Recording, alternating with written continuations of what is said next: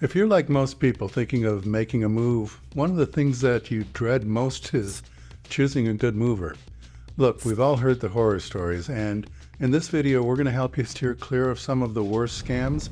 Hi, everybody. I'm Mike Zahn with the Live Local Real Estate Group here at eXp Realty. And if you have a moving horror story, drop it in the comment section down below. We want to hear about it. And if you have any other questions about anything in this video or finding your new home, feel free to reach out to me through my Calendly link. It's in the description down below, and I'm always happy to answer any questions you might have. We do post videos every week here about communities in Metro Phoenix and real estate topics, so be sure to like and subscribe so you don't miss a thing. Now, let's move on. Finding a mover can be a real hassle and very stressful.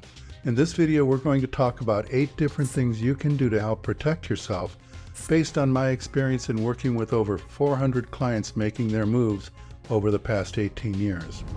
So number 1, find out if the mover charges by the box or by weight. It's better if they charge by weight. Why? Well, I've heard stories that movers will charge by the box, and if you let them do the packing or shift things around, you might find out that they've got a lot of boxes that are packed half full and 3/4 full when they were packing you up.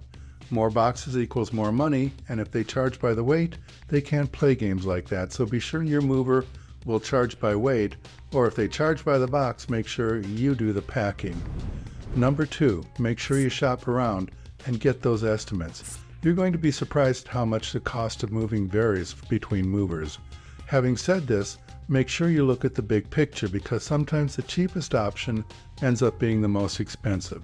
The Scottish have a saying, cheap is dear, meaning a very low estimate may be attractive, but due to undisclosed fees or poor service, it can end up costing you a lot more. Watch for add-on fees and be sure whoever you contract with has a good reputation. Which leads us to number 3, check with the Better Business Bureau. I know this sounds obvious, but you'd be surprised how many people don't do that. Later, to find out that the company they contracted with has a long history of complaints from their customers. In today's world, in the internet world, it's so easy to check something like this, so there's really no excuse for not doing it. Number 4, find out if the mover is a broker or a carrier. This makes a huge difference, and many people don't even know that a moving broker is a thing, so it's important to ask the question. The moving broker may not make clear they are a broker, so you may need to dig a little bit. Because a broker is just that, a broker of services. You sign up with them and then they go out and shop your move around to various carriers who will move it the cheapest so they can make the most money. In other words, the difference between what you pay them and what they pay the actual mover. When you're dealing with a broker, you have no idea who's actually going to make your move. You don't know their reputation, you don't know their experience, you don't know if they are accredited by the Better Business Bureau. You know nothing. And that's a dangerous position to be in with all of your belongings, so make sure that your mover is an actual carrier.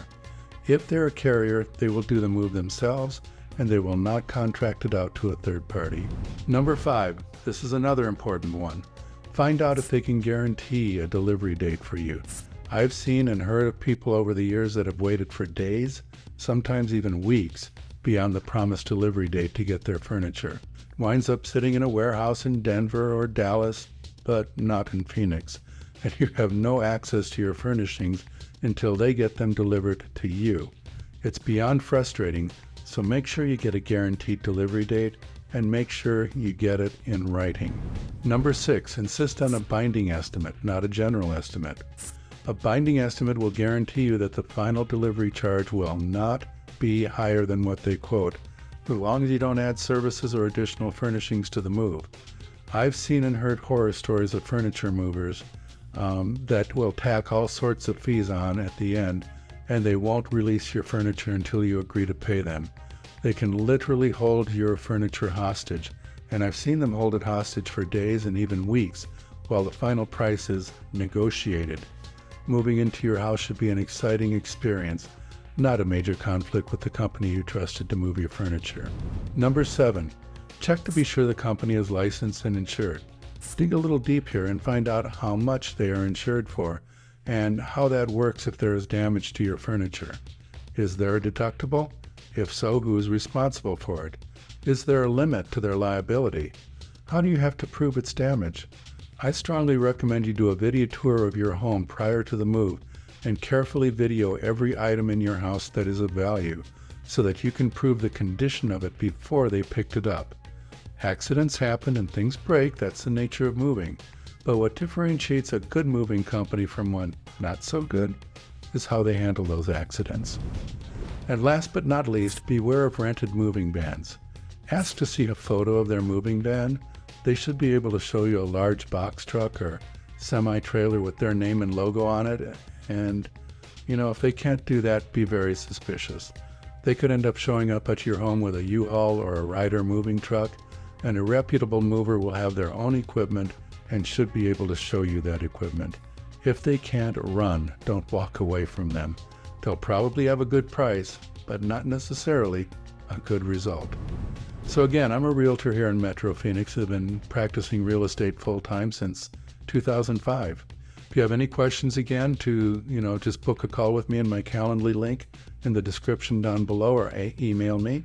And if you're searching for a home here in the Metro Phoenix area, be sure to go to the #1 search site in the Valley, right here down below, metrophoenixlet.com, metrophoenixliving.com, where we update the site every 5 minutes to get you the most current information available.